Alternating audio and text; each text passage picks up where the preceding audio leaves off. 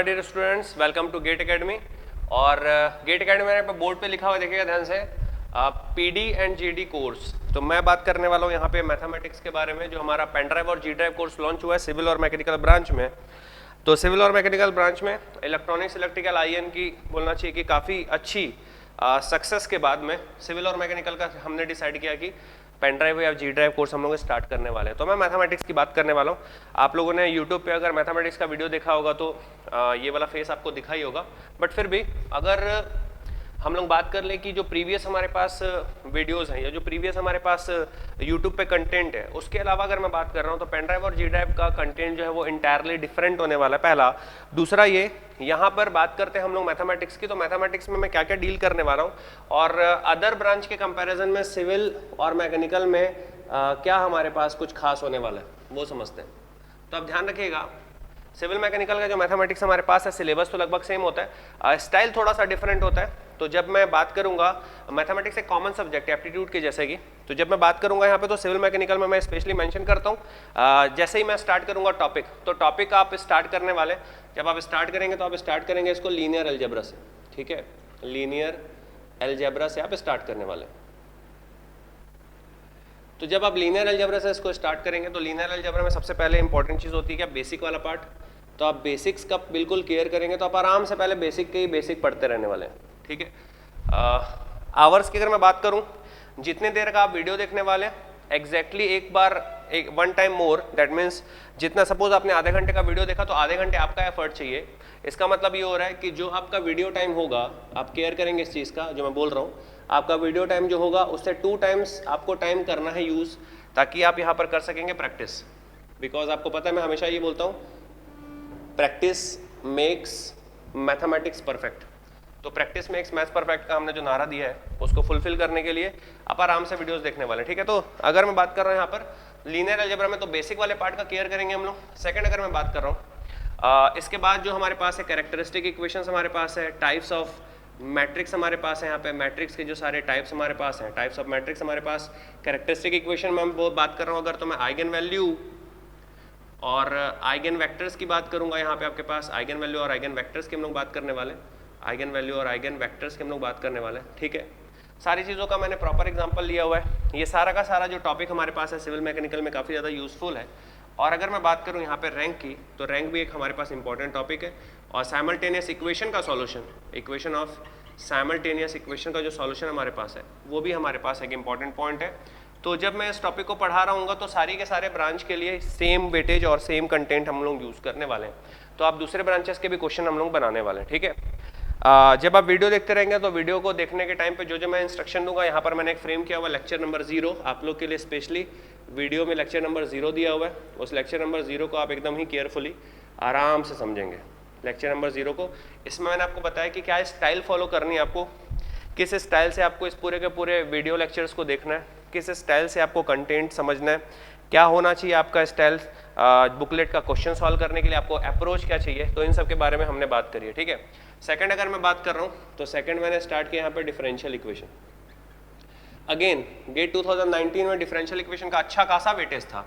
अगर मैं 2019 की बात कर रहा हूँ तो गेट 2019 में जो अभी पेपर हुआ था, जो आपका पेपर हुआ था, अभी तो जो मंथ हमारे पास चल रही है मई का मंथ है, पेपर आपका हुआ था फेब में, काफ़ी टाइम हो गया, बट फिर भी अगर 19 की बात कर रहा हूँ मैं तो डिफरेंशियल इक्वेशन का अच्छा खासा वेटेज था मैकेनिकल सिविल ब्रांच में। हालांकि सिविल ब्रांच की जो फर्स्ट स्लॉट था उसमें मैथमेटिक्स कम दिखा था, बट सेकंड स्लॉट में प्रॉपर हम लोग को मैथमेटिक्स दिखा है। ठीक है, तो डिफरेंशियल इक्वेशन की अगर मैं बात कर रहा हूँ आपके पास, तो डिफरेंशियल इक्वेशन में आप लोग का जो पार्ट है यहाँ पर 2 प्रकार का होगा, ऑर्डिनरी और आपका पार्ट है पार्शियल। ठीक है, तो यहाँ पर मैकेनिकल सिविल वालों के लिए स्पेशली मैंने पार्शियल पे फोकस किया हुआ है, क्योंकि आपको देखने को मिलेगा कि ऑर्डिनरी डिफरेंशियल इक्वेशन के कंपैरिजन में इलेक्ट्रॉनिक्स इलेक्ट्रिकल जो ब्रांच है उसके कंपैरिजन में आपको पार्शियल वाले फॉर्म से भी क्वेश्चन हम लोग को देखने को मिलता है। ठीक है, यहाँ पर मैंने फिर लीनियर की बात भी करी है, नॉन लीनियर जो बेसिक हमारे पार्ट है उन सब की बात करी आपके पास, लीनियर नॉन लीनियर की भी बात करी हुई है आपके पास, और कॉशी लेजेंड्रेज इक्वेशन हमारे पास है तो कॉशी इक्वेशंस की भी बात हमने करी है यहाँ पे, जेकोबियंस की भी बात हमने करी है यहाँ पे, और पार्शियल जो डिफरेंशियल इक्वेशंस है पीडीई, उसके साथ ही पार्शियल जो डिफरेंशिएशन है उसके बारे में भी बात मैंने करी हुई है।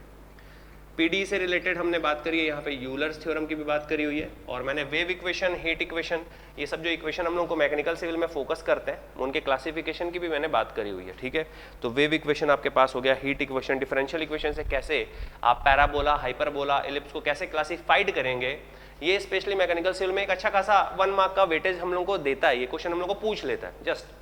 तो इस सब की मैंने बात करी हुई है यहाँ पे कि कैसे आपका क्लासिफिकेशन होगा पार्शियल डिफरेंशियल इक्वेशंस में अगर हम बात कर रहे हैं तो कैसे आपके पास क्लासिफाई होंगी चीजें, उनके बारे में बात की गई है। ठीक है, तो डिफरेंशियल इक्वेशन में आपको ऑर्डिनरी से स्टार्ट करके जिस स्टाइल को मैंने फॉलो किया हुआ है पार्शियल डेरिवेटिव तक या पार्शियल डिफरेंशिएशन तक पूरा 1 by 1 तो अगर हम ब्रांचेस की बात कर रहा हूँ तो पार्शियल डेरिवेटिव सिविल मैकेनिकल के लिए थोड़ा सा अदर ब्रांच के कंपेरिजन में थोड़ा सा ज्यादा वेटेज रखता है। हालांकि पढ़ना आपको सब है, पढ़ना आपको सब है, इस चीज का ध्यान रखेंगे, पढ़ना सब है। जहां पे मैं बोलूंगा यहाँ पे आप ध्यान से सुने, वहां पे आपका केयर वाला पार्ट होना चाहिए कि हाँ यहाँ पे मेरा आ गया भाई, मेरी ब्रांच की बात हो रही है। ठीक है, आप ध्यान रखेंगे जब मैं क्वेश्चन सॉल्व करूंगा तो मैं सारी ब्रांच के क्वेश्चन सॉल्व करूंगा। जब मैं अप्रोच लूंगा तो यहाँ पे मैं ये नहीं बोलूंगा कि इलेक्ट्रॉनिक्स का अप्रोच है, इलेक्ट्रिकल का अप्रोच, तो अप्रोच यार मैथ्स की अप्रोच है ना, मैथ्स तो मैथ्स है ना, मतलब मैथ्स तो खून है ना। तो अगर मैं किसी का भी ब्लड निकाल के चेक करूंगा तो ब्लड तो ब्लड है ना, चाहे वो मैकेनिकल का ब्लड हो चाहे सिविल का ब्लड हो, ब्लड अलग होगा क्या? नहीं। इलेक्ट्रॉनिक्स का खून मैकेनिकल के खून से अलग होगा क्या? नहीं। मैथ्स ब्लड है तो मैथ्स है, केयर करेंगे इस चीज़ का। ठीक, तो मैं ऐसा ब्रांच वाइज क्लासीफाई नहीं करूंगा, बट मैं बोलूंगा इस ब्रांच वाले फोकस करें तो उस टाइम पे आप केयर करेंगे। ठीक है, डिफरेंशियल इक्वेशन के बाद मैंने बात करी है इंटीग्रल कैलकुलस की, तो मैं इंटीग्रल कैलकुलस की बात कर लें, ध्यान समझिएगा। अगर मैं कैलकुलस की बात करूँ आपके पास तो इंटीग्रल कैलकुलस, इंटीग्रल इसको मैंने दिया तीसरे नंबर पे। ठीक है, वेक्टर्स इसको मैंने दिया चौथे नंबर पे। मैक्सिमम मिनिमा को दिया मैंने 5वें नंबर पे। मीन वैल्यू थ्योरम इसको मैंने दिया 6वें नंबर पे। ठीक है, तो ये हमारे पास कैलकुलस का पार्ट हो गया, ये हमारे पास हो गया किसका पार्ट? कैलकुलस का पार्ट हो गया। तो कैलकुलस के पार्ट में सबको मैंने अलग अलग क्लासीफाई किया हुआ है, एक एक चैप्टर वाइज बनाया हुआ है ताकि आपको डिफरेंट ब्रांच के क्वेश्चन जो हमारे पास है वो बिल्कुल प्रॉपर फॉर्म में दिखें। ठीक है, तो इंटीग्रल वाला जो पार्ट है, जब मैं बात करूंगा यहाँ पे वेक्टर की, तो वेक्टर का जो डेरिवेटिव वाला पार्ट है, ठीक है, मैक्सिमम मिनिमम में अगेन डेरिवेटिव वाला पार्ट तो है ही है, और मीन वैल्यू थ्योरम में भी डेरिवेटिव वाला पार्ट है।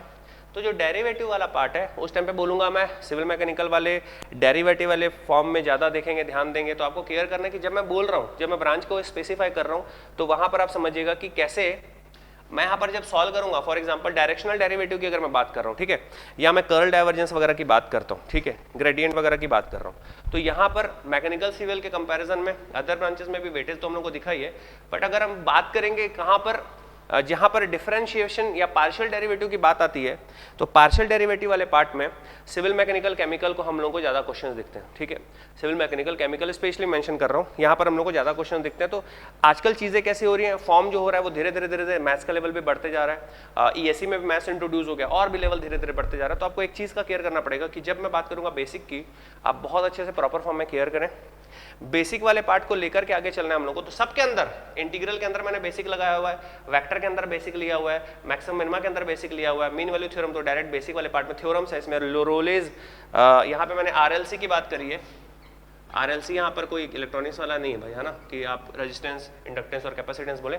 आरएलसी हमारे पास क्या है, रोलेज थ्योरम, लेग्रांजेस थ्योरम और कॉशीज मीन वैल्यू थ्योरम। तो यहाँ पर मैंने आरएलसी की बात करी है। तो आप आराम से समझे कि थ्योरम्स क्या है, थ्योरी एक बार समझ जाएंगे तो क्वेश्चन बनाने में आपको दिक्कत नहीं होगी। इन सब से ऊपर हमारे पास आता है 11th-12th का कंसेप्ट, और 11th-12th में हमने जो कंसेप्ट पढ़ा हुआ है वेक्टर का, 3D का जो हमने कंसेप्ट पढ़ा हुआ है, ठीक है, यहाँ पर जो मैंने कंसेप्ट पढ़ा है डिफरेंशिएशन का, यहाँ पर जो मैंने कंसेप्ट पढ़ा है फिजिक्स में, ये सारा कुछ का बेसिक मैंने यूज किया हुआ है। तो यहाँ पर आपने एक और चीज पढ़ी हुई है, फंक्शन आपने पढ़ा है, ठीक है ना, आपने फंक्शन पढ़ा हुआ है, आपने लिमिट्स पढ़ा है, यहाँ पे आपने कंटिन्यूटी पढ़ी है, यहाँ पे आपने डिफरेंशिएबिलिटी पढ़ी है यहाँ पे। तो मैं ऐसा नहीं कर रहा कि यार सब आपने पढ़ चुका है तो मैं इसके बारे में बात नहीं करूंगा। मैंने एक एक के बारे में बिल्कुल दिल खोल के बात करी है, जितना मेरे से हो सकता था सारी बात मैंने बता दी है। ठीक है, तो लेक्चर 0 से लेकर के lecture upper level 0 to infinity पूरा कंसेप्ट दिया हुआ है। ठीक है, तो आप आराम से जब भी मैं बोलूंगा बिल्कुल केयर करें, नोट्स बनाए, तो उस टाइम पे आपको इन सारी चीज़ों का नोट्स बनाते हुए चलना है।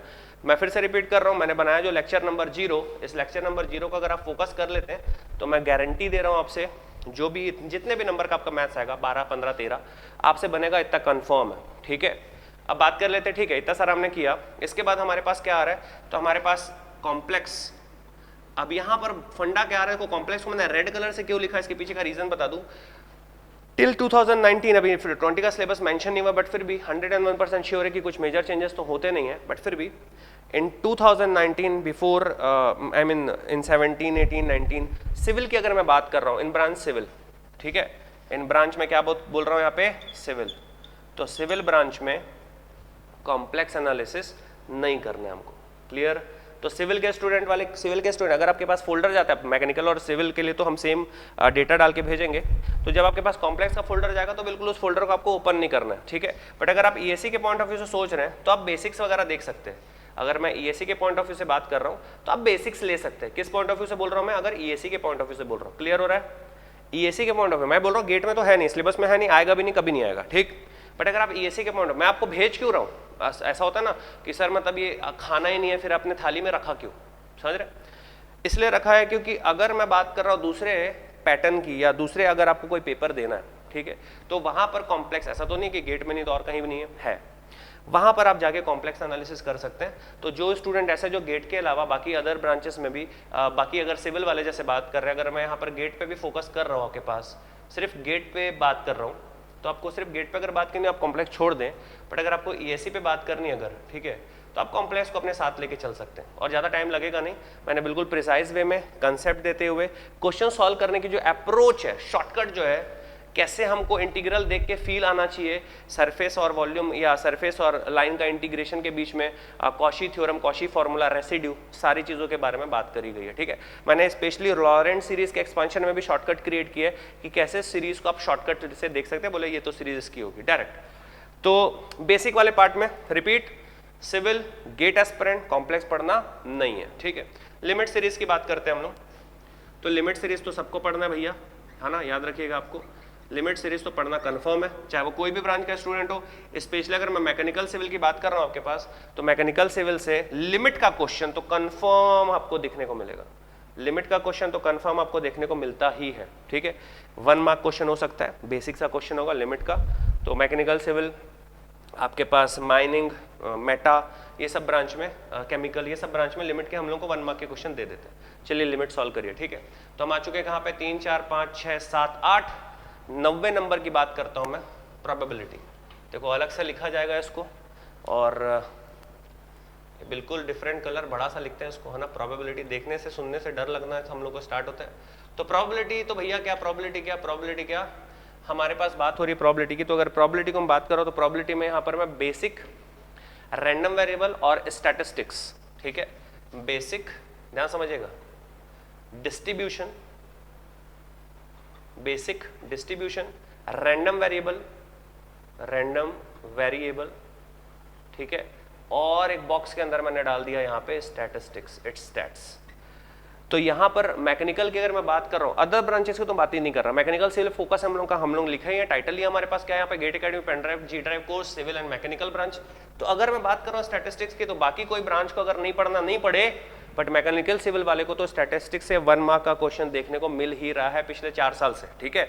तो स्टैटिस्टिक्स वाले पार्ट में हम लोग रहेंगे, और यहाँ पर स्टैटिस्टिक्स मतलब क्या, 10th क्लास का statistics, mean, mode, median, standard deviation, ठीक है, कोरिलेशन, बेसिक रिग्रेशन, तो ये सब एनालिसिस अगर आप बात करेंगे तो स्टैटिस्टिक्स। तो यार स्टैटिस्टिक्स बेसिकली क्या पता है आपको, इसलिए मैं बोल रहा हूँ आसान है क्योंकि ये है क्या, फॉर्मूला बेस्ड है। और अगर फॉर्मूला बेस्ड कोई भी चीजें होती हैं तो आपको याद रखना है कि कार्ल पियर्सन ने अगर फॉर्मूला बना दिया तो आप चेंज करोगे क्या उसमें, नहीं। अगर मीन या मोड का कोई फॉर्मूला बना हुआ है, अगर मैं ऐसा लिखता हूँ यहाँ पे, अगर मैं ऐसा लिख रहा हूँ यहाँ पे L प्लस, ठीक है, n/2 minus f upon small f into k, तो कोई भी स्टूडेंट चाह के भी इस फॉर्मूले को चेंज नहीं कर सकता, इसी से ही निकलेगा मीडियन। आप चेंज कर सकते हो क्या, नहीं। इसका मतलब यहाँ से फोकट में नंबर मिलेगा, फ्री मार्क्स, सीधे मैं बोल रहा हूँ फ्री मार्क्स। अगर फॉर्मूला लिखा है तो फ्री मार्क्स, बस आपको क्या करना है यहाँ पे, कैलकुलेशन, बेसिक कैलकुलेशन, ठीक है। अच्छा, बेसिक्स में अगर मैं बात कर रहा हूँ तो क्वेश्चन यहाँ पर प्रोबेबिलिटी में, मैं इधर आ जाता हूँ, बेसिक में अगर मैं बात कर रहा हूँ आपके पास, तो क्वेश्चन आपको ना डिकोड करने में दिक्कत होती है। आप समझिएगा ध्यान से इस चीज को, इसलिए जब आप प्रोबेबिलिटी स्टार्ट करोगे, आप लेक्चर 0 को देख के जाना भाई, बिना लेक्चर 0 को देखे आपको कुछ भी स्टार्ट नहीं करना है, समझिएगा आप ध्यान से। आप कभी आप मोबाइल तो लेते हो कि मोबाइल सब यूज करते हो, मैनुअल नहीं पढ़ते हो, पढ़ते हो क्या, नहीं, आप मैनुअल नहीं पढ़ते हो। टीवी आपने लिया, क्या आप मैनुअल पढ़ते हो? नहीं, आप टीवी चालू कर दिया ना, आपने देख लिया भाई सोनी में मैच चल रहा है, देखा आपने, मूवी देख ली। मैं क्या बोल रहा हूँ, ये लेक्चर 0 जो है ये मेरे गेट का मैनुअल है, और ये मैं बोल रहा हूँ कि कंपल्सरली है देखना, क्योंकि ना ये मनोरंजन नहीं चल रहा है कि आपने टीवी देखी, मैच चलाया, चालू हो गया। ये भाई लाइफ का सवाल है, आपको पता होना चाहिए कि मेरे पूरे के पूरे सिलेबस को कैसे आपको फॉलो करना है। तो जैसा मैं बोलूँगा वैसा आप करोगे, आपको फायदा मिलेगा। आप अपनी दुनिया में मगन होकर पढ़ोगे, आप इंटरटेनमेंट टाइप का पढ़ लोगे, हाँ भाई इंटरटेनमेंट हो गया, मज़ा नहीं आएगा, आपको लगेगा कि उस टाइम पे समझ आया, बाद में आपको दिक्कत होगी। तो लेक्चर 0 फॉलो करने के बाद चालू करेंगे। तो डिकोड में लिखा है पे, देखो डिकोड का मतलब क्या हो रहा है कि किसी ने कोड किया, आप उसको डिकोड कर रहे हो। अब कोड का मतलब क्या हो रहा है, यहाँ पर क्या है, आपके पास आ रहा है क्या, आपके पास आ रहा है एक्सप्रेशन, समझिएगा एक्सप्रेशन, वो मूवीज वाला एक्सप्रेशन नहीं है ना, हंस दिया, रो दिया, ये वाला एक्सप्रेशन नहीं। एक्सप्रेशन का मतलब क्या हो रहा है, एक्सप्रेशन का मतलब है इक्वेशन, x + y = z, ऐसा इक्वेशन। अब यहाँ पर क्या है, उसको तो सॉल्व करना आसान है, एक्सप्रेशन को सॉल्व करना आसान है, ठीक, क्योंकि आपको फॉर्मूला पता है, आपको बेस पता है, आपने सॉल्व कर लिया। यहाँ पे दिक्कत क्या हो रही है, डिकोड किसको करना पड़ रहा है आपको, डिकोड करना पड़ रहा है आपको वर्ड प्रॉब्लम को, डिकोड करना पड़ रहा है आपको किसको, वर्ड प्रॉब्लम को। और वर्ड प्रॉब्लम को डिकोड करने के लिए थोड़ा सा बेसिक इंग्लिश वाला पार्ट, क्योंकि कॉमा लगा देता है क्वेश्चन का आंसर चेंज हो जाता है। प्रोबेबिलिटी की एक बड़ी खतरनाक चीज है, एक सेंटेंस फ्रेम किया, आपके बुकलेट में होगा क्वेश्चन, बुकलेट में बताऊंगा कि क्या मिलेगा आपको, है ना। एक क्वेश्चन में सिर्फ एक कॉमा लगाया और क्वेश्चन का आंसर चेंज हो गया, क्वेश्चन का आंसर ही चेंज हो गया। तो आप केयर करेंगे इस चीज का कि आप वर्ड प्रॉब्लम को डिकोड कर पा रहे हो कि नहीं कर पा रहे हो। क्लियर। वर्ड प्रॉब्लम को डिकोड करने से लेना देना मतलब क्या, फॉर एग्जाम्पल लेते हैं। फॉर एग्जाम्पल आप प्लेइंग कार्ड्स का एक एग्जाम्पल लिया, है ना।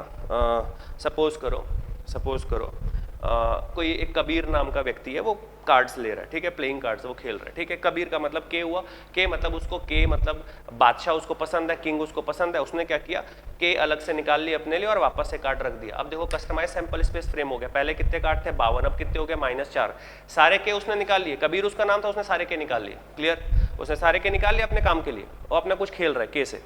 अब बचे कितने कार्ड, 52 - 4। अब वहां से एक पत्ता निकाल रहा है, और उस पत्ते के निकलने के बाद अगर वो हुकुम का इक्का होता है, दैट मीन्स अगर वो एस ऑफ स्पेड होता है, if drawn card is ace of spade, the person throws a dice and if there is a even number. तो अब क्या हो रहा है, आपको एक बड़ा सा क्वेश्चन दिखा, ठीक है, एक कबीर नाम के बच्चे ने या व्यक्ति ने के पूरे निकाल लिए, फिर वहां से एक पत्ता चूज किया गया, उसके बाद डाइस थ्रो किया। जब आप लंबे क्वेश्चन पढ़ते हो, आप ऊपर क्या पढ़े और उसके बाद आप बीच में क्या पढ़े, आपका पूरा कंफ्यूजन चालू हो गया। ऐसे क्वेश्चन को फ्रेम करने का मतलब ही होता है आपका जो एप्टीट्यूड वाला पार्ट है, जो डिकोड वाला पार्ट है, वो एकदम प्रॉपर हो। अदरवाइज ऐसे क्वेश्चन से आप भयभीत हो जाओगे, डर जाओगे। बड़ा क्वेश्चन देखा, आप आधे बीच में पहुंचे, आपको ऊपर क्या था भूल गया। बहुत सारे ऐसे क्वेश्चन फ्रेम किए गए हैं जिसमें सेंटेंस डमी होते हैं, एक सेंटेंस, 2 सेंटेंस, 3 सेंटेंस के बाद क्वेश्चन चालू होता है, बट आप ऊपर पढ़ के कंफ्यूज हो गए, भाई ये दिया क्यों था, अरे वो डमी है भाई, वो डमी है, मतलब वो ऐसे दिया हुआ है। तो ऐसे क्वेश्चंस को डिकोड करना है, आप लोग को प्रॉपर फॉर्म में समझना है। आप केयर करें लिखने का, जिस स्टाइल से मैं बताऊंगा लेक्चर 0 में, बस आप लिखने का जब आप केयर करोगे, एक क्वेश्चन डिकोड नहीं हुआ, 2 क्वेश्चन, 3 क्वेश्चन, ऐसी थोड़ी बनाया हुआ नीति श्लोक में कि करत करत अभ्यास के जड़मती हो सुजान, बार बार करोगे तो सब कुछ होगा ना भाई। मेरा कौन सा पहले से मैं ऐसा पैदा होते ही मैथ्स में 100 नंबर ला दिया होगा या मैथ्स मेरा अच्छा हो गया होगा, नहीं होता भाई। मैथ्स में आता होगा मेरा, मैंने तो अपनी स्टोरी भी दी हुई है, स्टोरी मैंने टीचर्स डे पे बनाया था, स्टोरी ऑफ गुरुपाल सर। आप जाएंगे देखो, नॉर्मल से भी 72 स्टूडेंट था मैं, कुछ नहीं आता था मेरे को, कुछ भी नहीं। मैथ्स को तो देख के ऐसा लगता था पता नहीं भाई मैथ्स से मतलब क्या होगा, मतलब फेल तो होना तय है। धीरे धीरे आप इंप्रूव करने जाते हो, आप पढ़ते रहते हो, एफर्ट मारोगे, होगा। प्रोबेबिलिटी से डरने की नीड नहीं है, बहुत ही बेसिक आएगा, बट आपको डिकोड करना है उसको, ठीक है। तो यहाँ पर थोड़ा सा घबराहट होती है कि सर डिकोड वाले पार्ट में हम प्रॉब्लमेटिक कंडीशन में आ रहे हैं। तो ऐसे केस में आपको क्या करना है, जब मैं क्वेश्चन कराऊंगा उस क्वेश्चन को आराम से समझना है, देखना है कैसे मैंने उसको डिकोड किया, उस स्टाइल को कैरी करना है। जैसे आप स्टाइल समझने की कोशिश कर लोगे, आपको समझ आ जाएगा गेट का एक फिक्स पैटर्न है। ये JEE का एग्जाम नहीं है कि आपको ऐसा क्वेश्चन फ्रेम किया कि आपको क्वेश्चन देखते ही अंदर से फीलिंग आई कि भैया ये तो मतलब होगा ही नहीं। JEE थोड़ी है यार, आपको 3 सब्जेक्ट थोड़ी, फिजिक्स, केमिस्ट्री, मैथ्स और मैथ्स टफ दे दिया। JEE नहीं है ये गेट है। 10 टेक्निकल सब्जेक्ट के साथ एक मैथ्स, सोचो 10 टेक्निकल सब्जेक्ट, 10 टेक्निकल सब्जेक्ट के साथ एक मैथ्स, मैथ्स के अंदर 10 टॉपिक, 10 टॉपिक के अंदर प्रोबेबिलिटी एक, प्रोबेबिलिटी के अंदर 5 टॉपिक, उसका एक बेसिक। अब सोचो कितना सिंपल क्वेश्चन आएगा, बहुत ही आसान क्वेश्चन आएगा, मैं गारंटी दे रहा हूँ, आसान क्वेश्चन आएगा, बस आपको डिकोड करना है। जैसे आप डिकोड किया है एक्सप्रेशन खट से सॉल्व, खत्म क्वेश्चन। अब बात करते हैं क्या, डिस्ट्रीब्यूशन आसान है, यहाँ भी क्यों, फॉर्मूला है बाइनोमियल का, पॉइजन का, नॉर्मल का, गॉसियन का, एक्सपोनेंशियल का, फॉर्मूला लगाया काम खत्म, फॉर्मूला समझा, फॉर्मूला लगाया, कंपैरिजन किया, काम खत्म। फॉर्मूला बेस अगर बात हो रही है तो आसान है। फॉर्मूला आया कहां से वो मैंने एक्सप्लेन किया, वो प्रॉपर फॉर्म है, आप समझिएगा, क्योंकि कुछ लोग सोचते हैं या कुछ लोग समझते हैं कि गेट का मतलब फॉर्मूला, अरे फॉर्मूला बेस्ड बात हो रही है वहां तक ठीक है, फॉर्मूला फॉर्म कैसे हुआ है ना, फॉर्मूले का फॉर्मेशन कैसे हुआ, अगर आप उस चीज को समझ लेंगे कि फॉर्म कैसे हो रहा है तब आपको समझ आ जाएगा कि अच्छा तो फॉर्मूले को फॉर्म करना, क्योंकि हो सकता है कोई क्वेश्चन बाइनोमियल से नहीं पॉइजन से आप बना दो, कोई क्वेश्चन इन दोनों से नहीं नॉर्मल से एफर्ट लगे, तो आपको समझना पड़ेगा कि डिस्ट्रीब्यूशन कैसा है। डिस्ट्रीब्यूशन कब होता है समझिएगा, डिस्ट्रीब्यूशन तब होता है जब आपके पास ज्यादा होगा तभी तो आप बांटोगे, समझना। डिस्ट्रीब्यूशन कब होगा, जब आपके पास ज्यादा होगा, है ना। नॉर्मल केस में तो प्रोबेबिलिटी में, प्रोबेबिलिटी क्या होता है हमारे पास, प्रोबेबिलिटी क्या, काम का बटे क्या सब कुछ, ये होता है प्रोबेबिलिटी, है ना। मातृभाषा है हम लोग एकदम आराम समझते हैं उसको, काम का बटे सब कुछ। तो जब आपके पास सब कुछ बहुत ज्यादा होगा तो आपका काम का चीज जो है वो बट जाएगी, उसी को बोलते हैं डिस्ट्रीब्यूशन। बड़ा ही आसान है, समझने में थोड़ा सा आसान इसलिए क्योंकि जब मैं एक्सप्लेन करूंगा इसको तो मैं बिल्कुल आपको समझाऊंगा इस चीज को लेकर के कि कैसे डिस्ट्रीब्यूट हुआ। स्टैटिस्टिक्स में भी वैसे डिस्ट्रीब्यूशन है। फॉर एग्जाम्पल मैं किसी स्टूडेंट को उठा के यहाँ से भेज दिया और बोला कि जाओ यहाँ से डेटा लेके आओ, 1 साल से 5 साल के बच्चे को पोलियो ड्रॉप पिलाना है, हम लोग को डेटा लेके आओ। वो 1 घर गया, 2 घर गया, 3 घर गया, तो 1 2 3 हमारे पास क्या हुआ क्लास, और कितने कितने स्टूडेंट्स, कितने कितने जो बोलना चाहिए बच्चे वहाँ पर 0 से 5 साल के बीच में है, वहाँ का वो डेटा लेके आ गया। तो डेटा एनालिसिस का मतलब क्या हमारे पास हो रहा है, यहाँ पर हम रैंडम वेरिएबल और स्टैटिस्टिक्स में बेसिकली डेटा एनालिसिस करने वाले हैं। क्लियर। तो डेटा एनालिसिस का मतलब क्या, एक ऑब्जर्वेशन फॉर्म में डेटा और उसका फिर एनालिसिस। मैं प्रोबेबिलिटी की इतनी सारी बातें इसलिए कर रहा हूँ क्योंकि कुछ स्टूडेंट्स ना बहुत डर जाते हैं प्रोबेबिलिटी से, और कुछ स्टूडेंट को लगता है कि गेट में मैथमेटिक्स में प्रोबेबिलिटी तो सबसे ज्यादा होता है। ऐसा बिल्कुल भी नहीं भाई, गेट 2019 का पेपर निकाल के देखो, 18 का पेपर निकाल के देखो, सबसे ज्यादा डिफरेंशियल इक्वेशन और लीनियर अलजेब्रा आया हुआ है सबसे ज्यादा। हाँ, प्रोबेबिलिटी में बात ये होती है कि प्रोबेबिलिटी के अंदर जो टॉपिक्स हमारे पास हैं वो टाइम टेकिंग हमारे पास होता है, क्योंकि यहाँ पे प्रैक्टिस की नीड पड़ती है। वर्ड प्रॉब्लम है, वर्ड प्रॉब्लम को पहले जो हिंदी मीडियम के स्टूडेंट होते हैं मेरे टाइप के, वो तो वर्ड प्रॉब्लम को समझने में टाइम लगा देंगे, फिर प्रैक्टिस वाले फॉर्म में आएंगे, फॉर्मूला बनाएंगे और फिर अपन आंसर लाएंगे, तो थोड़ा सा दिक्कत हम लोगों को होती है। बट याद रखिएगा जितना ज्यादा से ज्यादा आप क्वेश्चन बनाएंगे उतना ज्यादा आसान होगी चीजें। प्रोबेबिलिटी के बाद अगर मैं बात कर रहा हूँ numerical methods, numerical methods.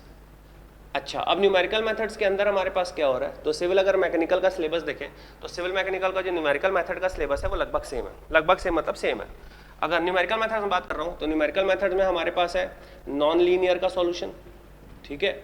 Numerical methods में हमारे पास नॉन लीनियर का सॉल्यूशन है, हमारे पास डिफरेंशियल इक्वेशन है, हमारे पास डिफरेंशियल इक्वेशन का सॉल्यूशन है हमारे पास, और न्यूमेरिकल इंटीग्रेशन हमारे पास है, प्रिसाइजन है, एक्यूरेसी वगैरह हमारे पास है। तो ये सब जो हमारे पास टॉपिक्स हैं, अगर न्यूमेरिकल इंटीग्रेशन की बात करूं तो स्पेशली मैकेनिकल और सिविल को ही है ये। इसका मतलब समझिएगा आप, इलेक्ट्रॉनिक्स इलेक्ट्रिकल को न्यूमेरिकल इंटीग्रेशन नहीं है, इसका मतलब आप समझिएगा कि न्यूमेरिकल इंटीग्रेशन से मैकेनिकल सिविल को तो आना ही चाहिए क्वेश्चन। तो कैसे आप स्टाइल समझ सकते हो गेट का, एक बार आप गेट का स्टाइल समझ लेंगे, जैसे पार्शियल डिफरेंशियल इक्वेशन से इलेक्ट्रॉनिक्स इलेक्ट्रिकल को क्वेश्चन की फ्रेम करने की पॉसिबिलिटी कम है, मैकेनिकल सिविल में ज्यादा है। Same numerical integration electronics electrical के सिलेबस में ही नहीं है, इसलिए यहां से मैकेनिकल सिविल से क्वेश्चन आने की प्रोबेबिलिटी ज्यादा है। न्यूटन रेफसन मेथड तो सर्वत्रिक है, यूनिवर्सल है, वो तो आएगा ही, न्यूटन रेफसन मेथड से तो आना ही है, ठीक है। तो वहां पर मैं स्पेसिफाई करूंगा कि ये मैकेनिकल सिविल के लिए स्पेसिफाइड है, ये इलेक्ट्रॉनिक्स इलेक्ट्रिकल के लिए स्पेसिफाइड है, तो आप मैकेनिकल सिविल के ऊपर ही पूरा 101% आप फोकस रखिएगा, ठीक है। इसके बाद हमारे पास आता है ट्रांसफॉर्म थ्योरी, ट्रांसफॉर्म थ्योरी, ठीक है। तो ट्रांसफॉर्म थ्योरी वाला जो पार्ट है हमारे पास, ट्रांसफॉर्म थ्योरी वाला जो पार्ट है, इसका बेसिक वाला पार्ट और सीरीज में फूरियर सीरीज वाला पार्ट, ये मैंने बेसिक लाप्लास ट्रांसफॉर्म और फूरियर सीरीज वाला पार्ट जो है वो इसका एक वीडियो लेक्चर बना के आपके लिए दिया हुआ है। सिर्फ उतना ही हम लोग को करना है, क्योंकि ट्रांसफॉर्म थ्योरी का मेजर लाप्लास ट्रांसफॉर्म का यूज जो होता है हमारे पास इलेक्ट्रॉनिक्स इलेक्ट्रिकल को बहुत ज़्यादा होता है, बट मैकेनिकल सिविल में हम लोग को बेसिक पार्शियल फ्रैक्शन अगर हम लोग को पता है या फॉर्मूला हम लोग को पता है तो वहाँ से हम आराम से डील कर सकते हैं लाप्लास ट्रांसफॉर्म वाला पार्ट, ठीक है। तो इतना हम लोग के लिए काफ़ी होगा।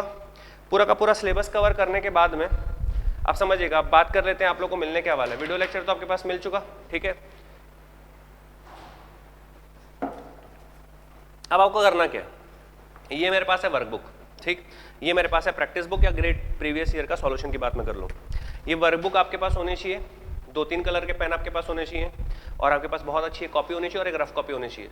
बिल्कुल सिंसियर अगर स्टूडेंट है तो ये करेगा वो, एक कॉपी हमारे पास, इस वर्कबुक के साथ आप वीडियो लेक्चर चालू करने वाले हो। इस बुक को उस टाइम पे आप टच नहीं करोगे। लेक्चर नंबर 0 पे मैंने बताया हुआ कि करना कैसे यूज़, इन दोनों बुक का यूज़ कैसे करना है वो लेक्चर नंबर 0 पे पता है, ठीक। इस बुक के साथ आप बैठेंगे, जैसे मैं बोलूँगा क्वेश्चन नंबर 24, आप बुकलेट का 24 नंबर ओपन करेंगे, पॉज कर देंगे वीडियो पॉज करेंगे, आप क्वेश्चन रीड करेंगे, फिर वीडियो चालू करेंगे। इस स्टाइल से हम लोगों को करना है, ठीक है। तो आप ध्यान रखिएगा, जब मैं बोलूंगा कि हम गेट का क्वेश्चन सॉल्व करने वाले हैं, ये वर्कबुक आपके हाथ में होनी चाहिए उस टाइम पे। किसी भी चीज़ को आप मजाक में नहीं लेंगे कि ठीक है चलो क्वेश्चन सॉल्व हो रहा है, आपको बिल्कुल सिंसियरली एक एक स्टेप बाय स्टेप चीज़ों को फॉलो करना पड़ेगा। बात करते सर क्या इतना सफिशियंट है, इतना करना, इतना तो ड्यूरिंग वीडियो लेक्चर करना है भाई, इतना तो ड्यूरिंग वीडियो लेक्चर करना है। मतलब ये कि आपको प्रण लेना पड़ेगा स्टार्टिंग में कि जब वीडियो लेक्चर खत्म हो रहा है तो ये पूरा खत्म हो जाना चाहिए। ये पूरा खत्म मतलब एक एक question solve with assignment, assignment का एक भी क्वेश्चन मैंने सॉल्व नहीं किया हुआ, इसमें से आपको करना है सॉल्व। इसमें मैंने 3 पार्ट में इसको बांटा हुआ है। पहला ऑब्जेक्टिव टाइप क्वेश्चन हमारे पास है, ऑब्जेक्टिव टाइप क्वेश्चन, ठीक है। सेकंड हमारे पास अगर बात कर रहा हूँ तो सेकंड हमारे पास जो है ये प्रैक्टिस क्वेश्चन लिखा हुआ है। प्रैक्टिस क्वेश्चन भी मैं कुछ क्वेश्चन आपको सॉल्व करा रहा हूँ, बट मैं हूँ यहाँ पे हिंट देने की ज़्यादा बात करता हूँ। और थर्ड जो मेरे पास है ये असाइनमेंट है, असाइनमेंट को मैं टच भी नहीं करूँगा। एक एक क्वेश्चन आपको सॉल्व करना है ताकि आपको सेल्फ असेसमेंट आ जाए कि हाँ हमसे क्वेश्चन बन रहा है। अगर आप सिंसियरली जैसा मैं बोलूँगा वैसा फॉलो करोगे तो बनेगा। ये करने के बाद में जैसे ही आपने एक चैप्टर कंप्लीट किया, आपको फट से दूसरे चैप्टर में जंप नहीं मारना है, आपको ब्रीफ रिव्यू लेना है और इसका चैप्टर उसी चैप्टर में इसका चैप्टर एंड करना है। हर एक ब्रांच का इसमें क्वेश्चन आपको सॉल्व करना है। पहले आप अपनी ब्रांच के प्रीवियस ईयर के सॉल्व करेंगे, देखेंगे कि लगभग कुछ क्वेश्चन तो हम पहले सॉल्व कर चुके वर्कबुक में या प्रैक्टिस के अंदर पहले आप सॉल्व कर चुके हो। उन क्वेश्चंस के अलावा जो बचे हुए क्वेश्चन है वो आप सॉल्व करोगे। उसके बाद आप कंप्लीट कर लिए, आप फिर असाइनमेंट करोगे। असाइनमेंट करने के बाद आप स्विच करोगे चैप्टर नंबर 2 पे। ये पूरा का पूरा कंटेंट डिलीवर मैंने किया लेक्चर नंबर 0 पे कि क्या हमको करना है। So that's it. इतना हम लोग का एनालिसिस करना है, इतनी सारी चीज़ें हम लोग को पढ़नी है सिविल मैकेनिकल में। आप एक चीज़ का ध्यान रखिएगा माय डियर स्टूडेंट्स, प्रीवियस अगर आप पेपर देखेंगे तो सिविल और मैकेनिकल में सिंपल क्वेश्चन आ रहे थे। अब जो आप पेपर आप देख रहे हो इन 2018 आप देख रहे हो, पहले इंटीग्रल कॉम्प्लेक्स वाले फॉर्म से मैकेनिकल का क्वेश्चन फ्रेम होता ही नहीं था। इन 2019 मैकेनिकल को इंटीग्रल का क्वेश्चन फ्रेम कर दिया, डिफरेंशियल का भी किया। इन 2019 वेक्टर के कैलकुलस वाले पार्ट से इंटीग्रल से क्वेश्चन हम लोग को कम दिखते थे मैकेनिकल सिविल को, इन 2019 वो क्वेश्चन फ्रेम कर रहा है। इसका मतलब आप समझिएगा हो क्या रहा है, वो धीरे धीरे लेवल बढ़ा रहा है। 2017 से ईएसी में आ चुका है मैथ्स, वहाँ से उसको अब अपग्रेड करना है। तो वो जैसे जैसे हमारे प्रीवियस आप देखेंगे क्वेश्चन, तो धीरे धीरे नए क्वेश्चन जो हमारे पास फ्रेम करते जा रहे हैं उनका जो लेवल है वो धीरे धीरे बढ़ रहा है, ठीक है। तो इतना कंटेंट लेने के बाद में एग्जैक्टली अगर सपोज करो फॉर एग्जांपल मैंने x आवर्स डिलीवर किया है तो इंटू 2x हम लोग का जो कम्युनिकेशन, जब मैं बोलूंगा पॉज करो, देखो मैं हर एक जगह पे स्पेशली मेंशन करूंगा। मैं बोलूंगा इसको स्किप भी कर सकते हो, बिल्कुल स्किप कर देना। मैं बोलूंगा यहाँ पे पॉज ले लो और उस टाइम आपको पॉज ले लेना है। मैं बोलूंगा मुंह धो के आ जाओ, यहाँ क्वेश्चन करना इंपॉर्टेंट है, आपको मुंह धो के आना है। जो मैं वीडियो में बोलूंगा आपको पूरा फॉलो करना पड़ेगा, ठीक है। समझिएगा ध्यान से, जब मैं क्वेश्चन कुछ इंपॉर्टेंट करा रहा हूँ उसके पहले मैं बोलूंगा भाई सब लोग पॉज करके मुंह धो के आओ, आपको मुंह धो के आना पड़ेगा। मतलब अब उस क्वेश्चन में के अंदर जब मैं बात करूंगा तो उस टाइम पे आपका पूरा अवेयरनेस होना चाहिए, क्योंकि वो वाला पार्ट अगर मिस हो गया तो फिर आपका कुछ कंटेंट चले जाएगा, फिर आपको लगेगा ठीक है ये पढ़े तो थे पर बन क्यों नहीं रहा। एग्जाम के पॉइंट ऑफ व्यू से मैं प्रिपरेशन कराऊंगा, एग्जैक्टली वही प्रिपरेशन आपको करनी है। आपको यहाँ पर आर्मी टाइप काम करना है। जैसे मैं बोलूंगा शूट, सोचना नहीं है, शूट कर देना है बस। अगर आप ये सेम स्ट्रेटेजी फॉलो कर लेंगे, बात यहाँ पे खत्म हो जाती है। आपका जो भी आएगा मार्क्स 12-13 नंबर का जो भी मैथमेटिक्स आने वाला है 101% आप बना के आओगे और आप बाहर निकल के बोलोगे कि भाई ठीक है सही हुआ। तो आप ध्यान रखिएगा इस चीज़ का, स्ट्रेटेजी प्रॉपर फॉलो करेंगे, सिलेबस में कुछ भी मिसिंग नहीं रखेंगे, हर एक चीज़ को पढ़ना पड़ेगा।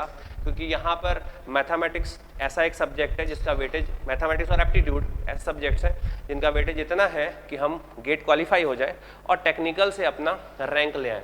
टारगेट होना चाहिए AIR1 का, तब हम लोग एक अच्छे फॉर्म में अपने आप को कन्वर्ट कर पाएंगे। और AIR1 सोचता है कि मेरे को हर एक क्वेश्चन अटेम्प्ट करना है, 65 क्वेश्चन हमको बनाने हैं और 65 क्वेश्चन में उसका टारगेट ये होता है कि मैथ्स तो यार मैंने बचपन में पढ़ा है तो मैथ्स तो मेरे से बनना ही चाहिए।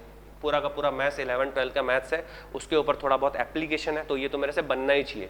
जो आप पहले कर चुके हो वो तो आपसे बनना ही चाहिए। और इतना आपके पास प्रिपरेशन मोड अगर रहेगा इस स्टाइल को फॉलो करोगे 101% बनेगा। ठीक है, थैंक यू सो मच।